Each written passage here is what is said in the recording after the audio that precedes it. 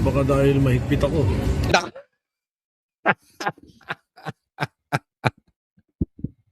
Komedyante talaga ito. Hindi mo pa rin iniwan yung Itbulaga, animal. Alam nyo, matagal na nating sinasabi ito. Matagal na nating kinakalampag yung mga senador. Galaw-galaw, palitan nyo na si Tito Soto. Meron akong nabalitaan na wala sa balita. Wala sa news na ito.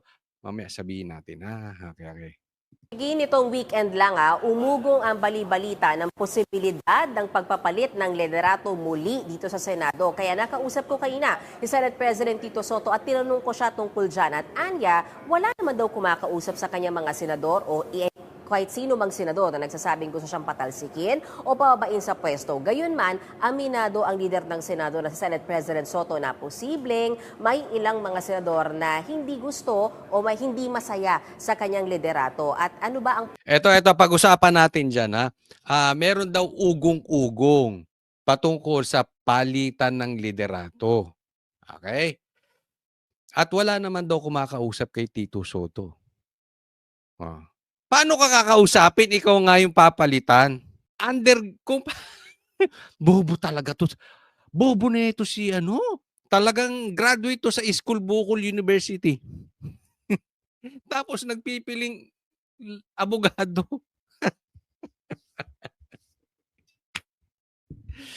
Anak ng teteng. Oo. Okay? So, syempre, hindi ka kakausapin kung meron yan underground. Parang yung ginawa nyo ni alam. Alam ng mga senador. Ito yung sinasabi kong madalas. Kung ang Banateros, boses ng taong bayan, ito si Tito Soto ay boses ni Tambaluslos.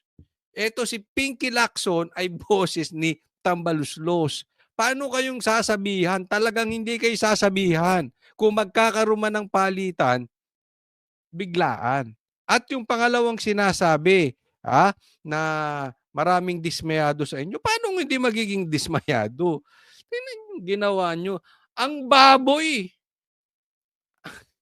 Grabe ka baboy ng investigasyon nyo sa Blue Ribbon Chairman, sa Blue Ribbon Committee. Tapos sasabihin mo pa, ano mo, narinig ko dito may nagsabi. Tatapusin na daw yung Blue Ribbon kasi okay na. Tanga lang ang magsasabi noon, hindi siya tanga, matalino ito. Tanga lang ang magsasabing sasang-ayon doon. Alam nyo kung bakit? Wala pa ngang sino lang ang naituro yung mga senador na alam naman nating walang kinalaman? Yung mga congressman na hayahay na mayroong mga ghost projects ng mga kontraktor, wala nga kayong nakasuhan. Yung mastermind na amo mo si Tambaluslos, laya. Talagang itong dalawa nito si Pinky Lacson, ililigaw talaga hanggat nakaupo tong mga animal na ito. Walang mangyayari. Pwedeng dahilan dyan, Jiki. Posible daw na yung balasahan sa komite. Kung matatandaan mo, Jiki, nag-report ako sa iyo last week tungkol doon sa naging desisyon ng mayorya na palitan ni Senator Amy Marcos bilang chairman ng Senate Committee on Foreign Relations. Bakit? Dahil major committee ang Senate Committee on Foreign Relations. Kaya dapat daw mapunta yan sa miyembro ng majority bloc. Pero si Senator Amy kasi ay pagkakaalam... Ibalik nyo na si Marcoleta nung nakaupo si Chis Escudero dyan. Ang ayos-ayos nyo, mga animal. Sa Blue Ribbon. Nung nakaupo si Marcoleta at saka si Chis, maayos. Pero alam nyo, palitan nyo lang to si Tito Soto. Siguradong mapapalitan yan si Pinky Lacson. Gumalaw-galaw naman kayo. 'Di ba? Bagay na bagay. Ako, sa akin lang kung ako tatanungin. Bagay na bagay si Chis Escudero bilang Senate President. Nakita naman natin ang nangyari. Si Pia Cayetano, yung magkapatid na at Cayetano, mga abogado tong mga to. Ito si Tito Soto, abogaduhan. Pero kahit naman siguro kahit sino sa Senado, mukhang mas maayos pa. Palagay ko mas maayos pa, ilagay na lang si Lito Lapid. Mas may silbi pa yung si Lito Lapid dito But seriously ganun po ka-worst. Ito si Tito Sotong bilang Senate President. Kaya yung mga the likes of Lito Lapid pwede na no? Pero kung gusto talaga natin yung mga maayos, yung mga abogado, yung mga binanggit ko sa inyo, yun ang dapat ilagay dito. Nga natin, matagal na siyang miyembro ng minority bloc. Pero sabi ni Senate President Soto, kumpiyansa naman siya at base sa kanya pakikipag-usap sa kanya mga colleagues dito sa Senado, solid ang suporta sa kanya ng majority bloc at hindi nga raw niya kailangan na magsagawa ng loyalty check dahil lagi rin naman niya nakakausap sa chat group yung kanya mga kasamahan dito sa Senado. Pero Jiggy, ano man daw ang mangyari, handa si Senate President Soto. So solid daw yung majority bloc. Okay? At hindi daw niya kailangan ng loyalty check at nakakausap daw niya sa group chat. Tatandaan mo, Tito Soto, politiko ka rin. Balimbing ka. Hindi ikaw lang ang balimbing, oy! Tatandaan mo, sa pangit ng ginawa nyo dyan sa Senado. Ha? Pero ako tatanungin ninyo, dapat palitan na to si Tito Soto. Totoo. Papalitan nito? Sinong gusto nyo, mga senador? Kaya gusto kong gumalaw na kayo eh. Sinong gusto nyong mapalitan? Si Tito Soto? O yung konstitusyon? O yung batas natin? Plano nitong palitan yung konstitusyon ha? May plano tong maging presidente. Tatandaan ninyo. Pinangarap na nito once maging vice president. At ngayon, sasamantalahin itong si Tito Soto na walang standard bearer si Bongbong Marcos. Di ba? So ito pumupustura. Pumupustura si Risa, pumupustura si Torre, pumupustura na rin si John Vic. Marami nang sumisipsip sa Pangulo para isa po ito. Pero alam nila hindi nila kakayanin si Sara. Anong gagawin nito? Sabi ko nga sa inyo, boses to ni Tambi. Anong ginawa ni Tambi noon? PI. Lintik na PI yan. Alam mo si PRRD?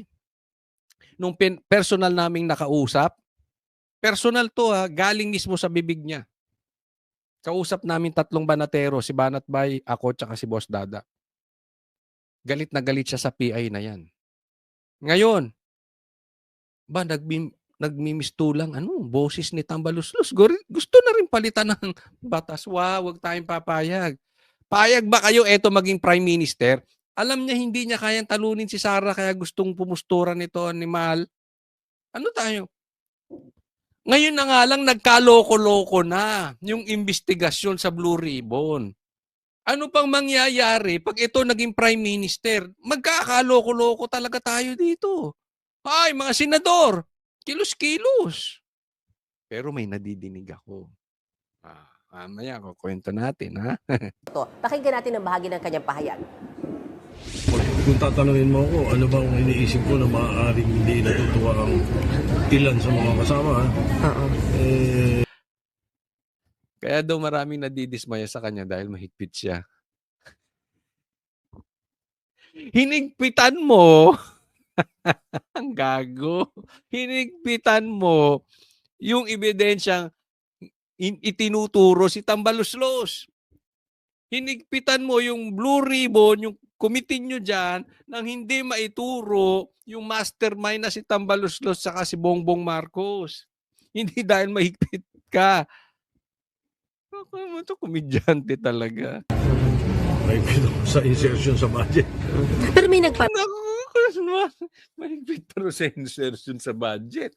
Ay, makapag-Pepsi na nga, baka maka-insert. Saan na ba yung Pepsi ko rito? Hindi nyo ako nilagyan ng Pepsi. Pambira, paano ako maka-vlog na ito ba?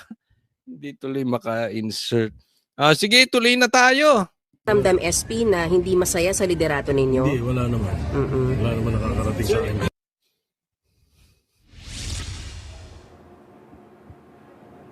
Jiggy, nito lamang weekend, may mga lumabas din na post sa social media, paramdam o tanong na posible nga raw ba na magkaroon na sa kauna-unahang pagkakataon ng unang babaeng Senate President o leader ng Senado. So natanong ko rin Senate President Tito Soto kaugnay niyan, sabi niya marami siyang nababasa sa social media at ang ilan daw dyan, fake news. Oy, Jiggy? fake news. At Mayan, ikaw dyan, insider ka na talaga dyan. Tingin ba may sapat na numero para mapalitan si SP Soto?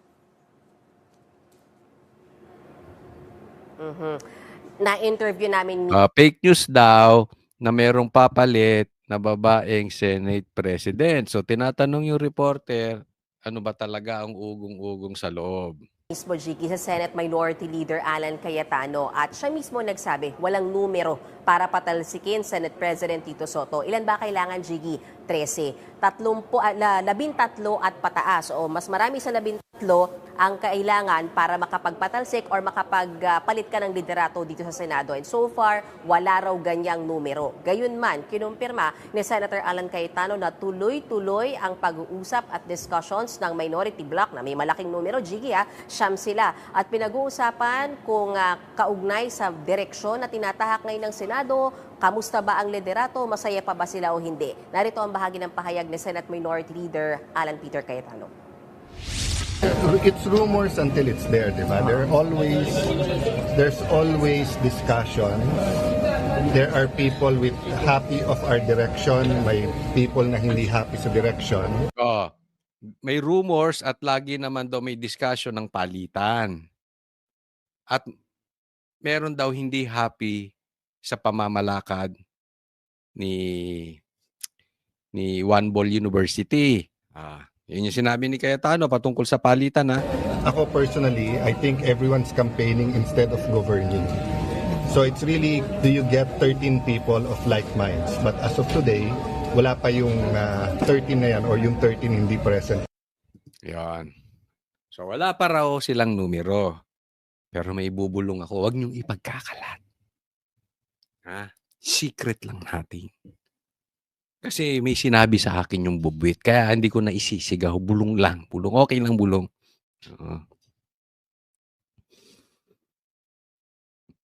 They have no choice. Ang nakarating sa akin,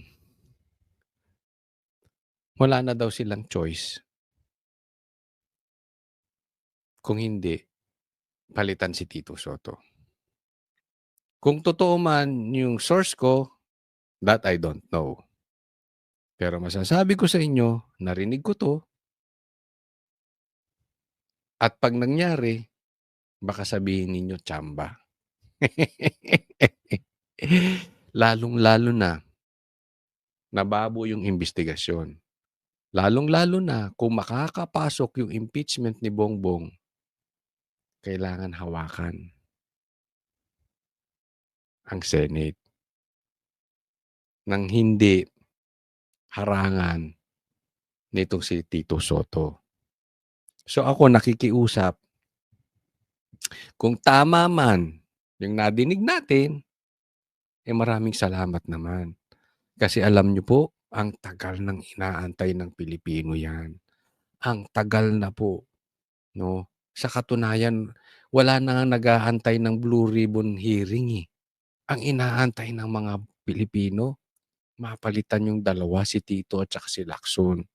So sana yung nadinig ko ay tumama. Ako gusto ko to si Cayetano, si mga Cayetano, abogado, si Cheese, mga abogado, Marcoleta. Yung meron talagang abogado na kitang-kita mo na walang kiling. Di ba? Obviously, ang hinahabol, mastermind. Walang pinoprotektahan, walang kinikilingan. Dapat gano'n. No? Sa Lunes ata. Diretso na nga tayo. Yung ibang mga senador, anong reaksyon dito sa usaping ito? Jiggy, si Senator Erwin Tulfo, yung sinasabing papalit kay Senator Amy Marcos bilang chairman ng Senate Committee on Foreign Relations, sinasabi niya wala siyang nakikitang dahilan bakit kailangan magpalit ng liderato ang Senado sa pagkakataong ito. Natanong din namin kanina si Senator Risa Hontiveros, Senator Jive Ejercito na parehas na member ng Majority Bloc. Tinanong namin, meron bang nangangampanya o kumausap sa kanila para magpalit ng liderato? Ang sagot nila, wala. Wala daw si Eric Silvester, wala daw si JB tsaka si Risa. Kung magkakaroon ng palitan, they know kung sino ang dapat kausapin. Ganun lang kasimple yun eh. Di ba? And I don't think it's Risa. And tandaan nyo ang pagiging senador nitong Tulfo na ito, sablay yan. Sablay dahil may kaso pa nga yan eh.